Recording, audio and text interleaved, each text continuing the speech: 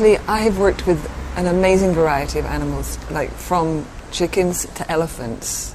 I've done quite a lot of work with monkeys. So cows, sheep, anything that is in the animal kingdom, you can use this system with, because you are allowing the animal to guide you in how he wants to interact. The only thing you have to really understand is the body language and reactions of that species.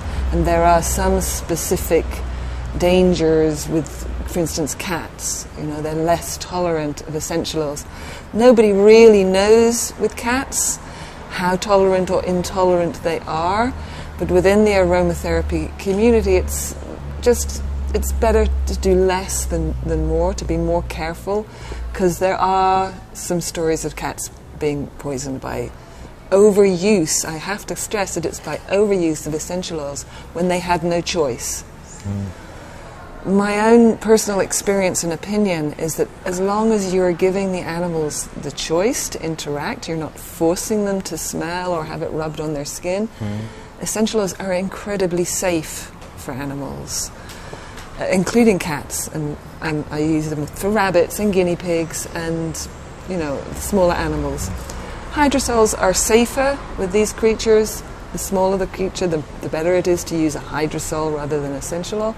But if the essential oil is very well diluted, like 1 drop in 25 mils is a fairly standard dilution for a cat or a guinea pig or the small animals.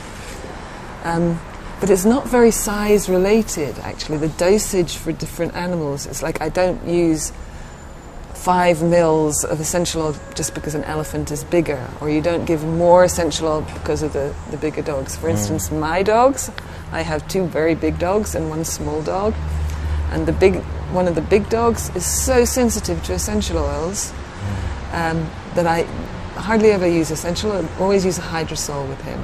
Whereas the little dog, who's got this big character, I use he has a big tolerance. I can dilute 3 drops in 5 mils and he'll happily lick it. So the main principle with any animal, no matter what the species, is allow them to guide you. If you listen to what they want, and they may just want to smell it, they may want to smell it from here, they may want to smell it from 2 or 3 meters away. It's effective. My experience is it's effective, whatever their parameters are. And the main difference is, it's a mouse is a lot more difficult to read than a horse. So you just pay attention and you watch your animal and you're patient. Just let them, have the open bottle there and let them interact as they want. It's a very simple system. The hardest thing about the system for humans is to release control. Is not to feel like I have to put it onto my dog, or I want him to have it and force it on them. But, so patience and observation, letting the animal guide you. Does that answer the question? Ok. Yeah. Aqui no Brasil, eu tive a oportunidade uma vez de conhecer uma médica veterinária que também era homeopata. E ela me contou de algumas experiências que ela teve que eu achei muito incrível, onde ela muitas vezes vinha o dono com o cão e o cão estava com uma doença, às vezes um problema nos rins. E ela tratava o dono com a homeopatia, o dono com a homeopatia, e o cão curava, sem precisar de fazer nenhuma intervenção, por conta dessa conexão do animal com o dono, e ele somatizar a doença antes do dono começar a ter. Absolutely. Você já vivenciou esse tipo de experiência? Yeah, totally. It's especially with dogs, it happens that sometimes they'll pick an essential oil for their person. They don't really need that essential oil particularly, and I'm like, okay, so that's a strange thing. And then usually when I'm working with a client, first showing them with the dogs, I will offer the dog, and the dog won't take it from me. It has to be only from his person, because the person, when they're treating the dog, they are getting the essential oils themselves. So it's quite, especially for emotional stuff, like if the person is very stressed, it's like the dog is treating the person. It's amazing. And sometimes there's one time there was a woman who came with her dog, and the dog had mammary tumors, and the woman was suffering from grief from a loss. And so it was very different situations, and I did kinesiology with them both, yeah?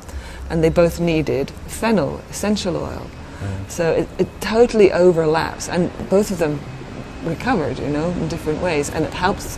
One of the beautiful things about the essential oils and the working with the animals and the people is that it builds the trust. It builds a person's listening to their animal and what they want, yeah? And one of the things that animals suffer from is not being listened to, yeah?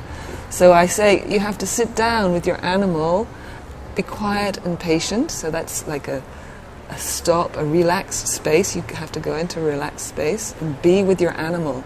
And this is incredibly healing for both the person and the dog. So then they're getting the aroma of the essential oil, and it transforms people's lives. You know, people start to.